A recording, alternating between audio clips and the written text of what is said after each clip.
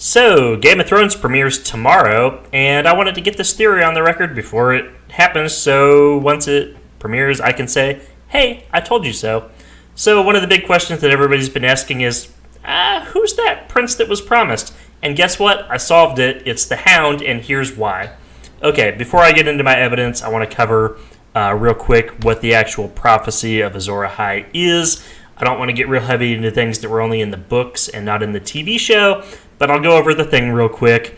Azor Ahai was a legendary hero, sort of back in ye olden times, way before our show starts. He probably helped save the world way back then, probably fought in the Long Night and fought the White Walkers way back whenever.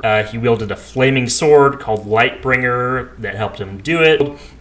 To make that sword, he actually had to stab it through the heart of his beloved wife, Nissa, and that's how he became Azor Ahai. And there's a prophecy that's mentioned both in the show and in the books. The Red Lady talks about this a lot. When the red star bleeds and the darkness gathers, Azor Ahai shall be born again amidst smoke and salt to wake dragons out of stone. Basically meaning that there's some super special chosen one who will come and wield Lightbringer and help save the world again. If you'll recall, the Red Lady Melisandre on the show,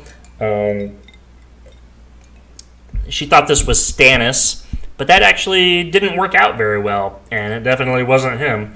So, we're getting into the end of the show, and the two main candidates here are Jon Snow and Daenerys. There's different reasons why each of them might fit the prophecy. They've both been reborn in different ways, and Daenerys has definitely awakened dragons from stone and all that good stuff. But both those answers are wrong because it's definitely the Hound. Okay, what's my actual evidence that it's the Hound? Well, first off, let's just look at the basic concept of the show. Game of Thrones has always been a story about subverting the traditional expectations in fantasy stories. Your original main character, Ned Stark, is your heroic protagonist guy, but guess what? Oops, he's dead. Then you've got your young guy who's reluctantly thrust into a leadership position and undergoes a hero's journey, Robb Stark, except guess what? Oops, he's dead too. There's a bunch of other examples I can't think of, but you get the point. George R. R. Martin has created a world where the main characters aren't who you'd normally think they would be, and things don't play out the way they would in a fairy tale. So, let's look at the evidence that the Hound could be Azor Ahai, the prince that was promised. Well, for one thing, you expect that Azor Ahai, the prince that was promised, is going to be someone who meets the traditional criteria of the chosen one, the prophecy fulfiller, a traditional hero character, even your main character like a Jon Snow type. But the Hound is clearly an anti-hero. I'm not a knight.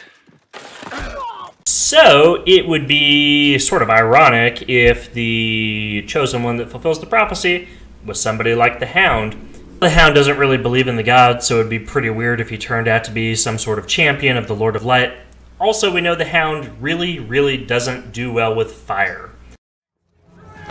Any of these flaming fucking arrows come near me, I'll strangle you with your own guts. So it would be doubly ironic if he turned out to be a champion of the Lord of Light, the fire guy that all those fire guys worship.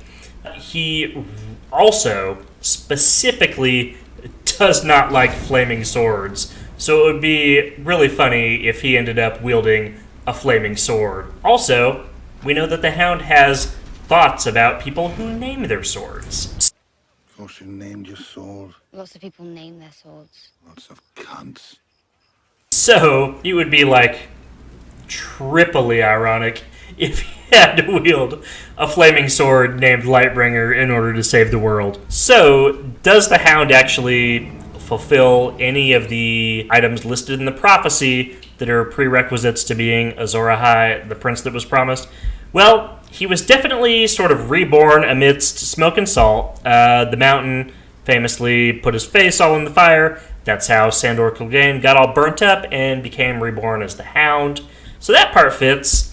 Also, a lot of people have said that maybe when he fights his brother the Mountain in the Clegane Bowl, get hype, that he will end up stabbing him through the heart, and that maybe that's how his sword will come out on fire as Lightbringer, because probably, he really hates his brother, but he also probably kind of loves him too. Yeah, that could happen too.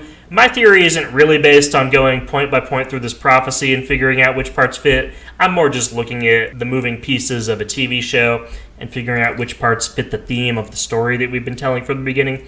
And based on that, I'm going to say that it's definitely not going to be Jon Snow. It's definitely not going to be Daenerys Targaryen.